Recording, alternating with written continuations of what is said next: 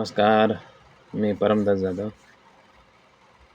तर उन्हाळा आला की आपल्याला कसं पूर्ण कोरडं दिसतंय.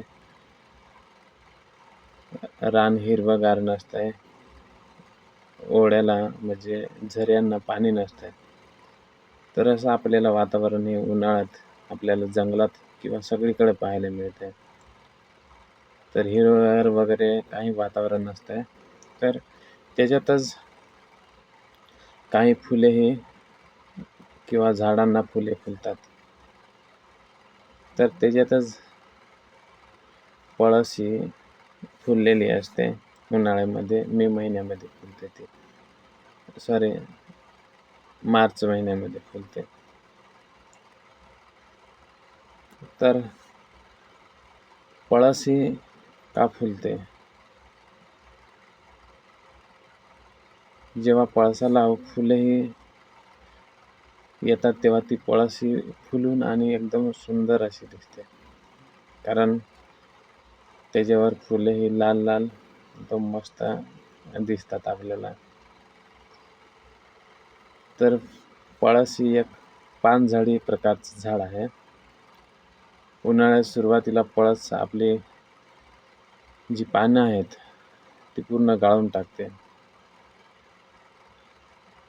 पान गाळण्यामुळं झाडाची जी पाने आहे ते वाचण्याचा प्रयत्न यशस्वी होतोय. कारण त्याच्यामुळे जे झाडातलं पाणी आहे ते निसर्गामध्ये जात नाही आणि म्हणून त्याच्यातलं ते पाणी असतंय ते थांबतंय. पण गंमत बघा, पानं गेल्यावर झाडावर फक्त फांद्याच दिसतात. त्यांना काही पाने वगैरे काहीच नसतात आणि त्यावेळी त्यावर त्यावर कळ्या येतात आणि फांद्यावर पानं नसल्यामुळे ही कळ्या एकदम उठून दिसतात. ते लांबून दिसतात आणि नंतर त्या कळ्या फुलतात. त्याच्यामुळे आपल्याला ते कुठून पण लांबून दिसतात आणि चांगले असे दिसतात.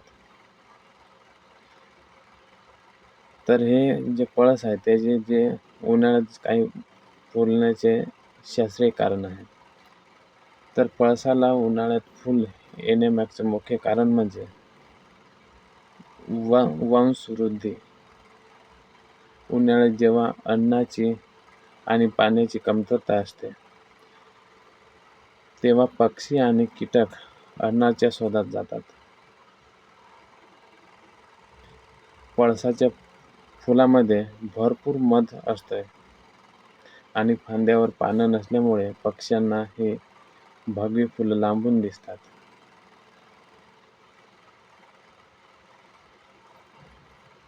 आणि इतर जे पक्षी किंवा जे कीटक असतात ते या फुलांना आकर्षित होतात फुलांना बघून आणि त्याच्यात मधमाशा वगैरे सगळे त्याच्यात येतात. ते आपले अन्न शोधतात.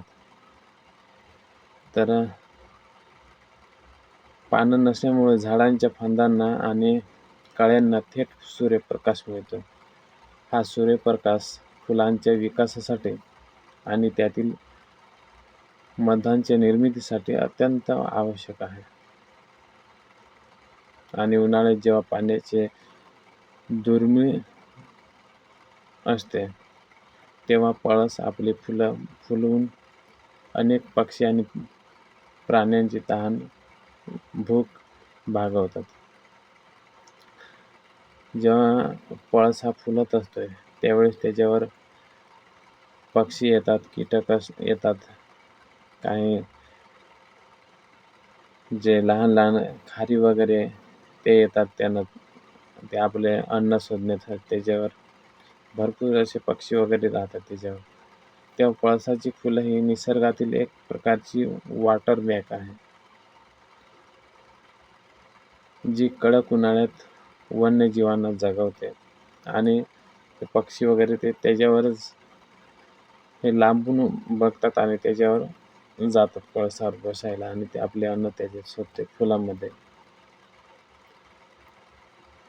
तर पळसाच्या फुलांपासून तयार होणारा जो रंग आहे तो आयुर्वेदिक म्हणून आपल्या त्वचेसाठी अत्यंत गुणकारी असतो. पळसाच्या बिया, डीक आणि फुले अनेक बाजारात औषध म्हणून वापरली जातात. आणि जे पानं आहेत, त्या पानांपासून पत्रावळी वगैरे किंवा मग आपल्याला कुठं पण वापरायचे असतील तर त्याचा वापर केला जातो. तर पळसाचं फुलणं म्हणजे निसर्गाने प्रतिकूल परिस्थितीत मिळालेला विजय आहे. पान नसतानाही ताठ मानेने भगवा रंग मिरवणारा पळस आपल्याला संकटातही कसं फुलावं हे शिकवतो. तर असा ह्या पळसाचे उद्दिष्ट आहेत. तो पळस का उन्हाळ्यामध्ये फुलतोय, त्याची काही शास्त्रीय कारणे होती. धन्यवाद.